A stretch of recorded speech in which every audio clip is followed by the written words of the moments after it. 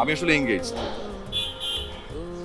মানে বুঝতে পারছেন তো যে আসলে আপনার আমার মানে বিষয়টা সম্ভব না। আমি আসলে কমিটেড। তো প্লিজ আপনাকে রিকোয়েস্ট করছি যে আপনি না আপনার মানে ওই ফ্যামিলিতে ভুল বোঝাবুঝির সৃষ্টি করেন না। খামাখা মাঝখান থেকে আমার টিউশনটা যাবে, পরে ওর সাথে প্রেম করার টাকাটাও আমার কাছে থাকবে না। প্লিজ।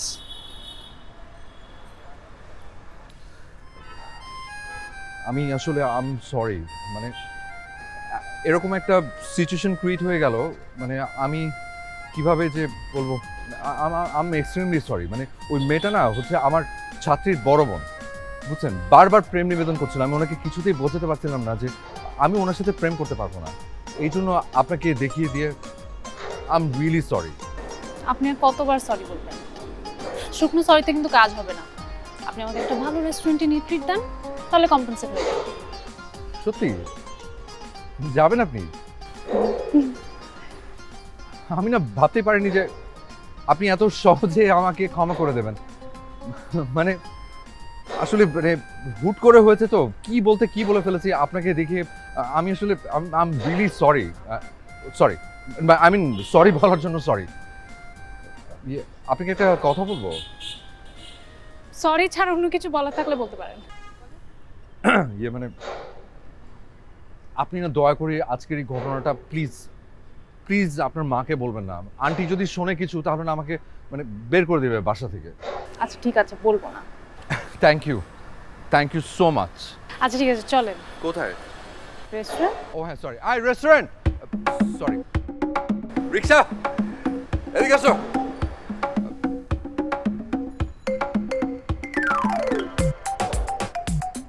সালাম আলাইকুম আন্টি। ওয়ালাইকুম সালাম।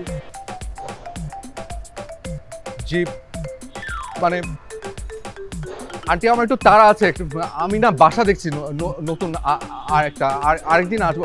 ভালো থাকবেন আন্টি। সালাম আলাইকুম। চলো আমরা বাসায় যাই, আমিও বাসায় যাচ্ছি। এতদিন ধরে মনে মনে যে ভয়টা পাইতাছিলাম, শেষমেশ কি এই ঘটনায় সত্যি হয়ে পড়বো নাকি? কি ভয় পাইছো? মারে, যেই ভয়ে কোনো বাড়িওয়ালা কোনো ব্যাচেলারে বাসা ভাড়া দেয় না।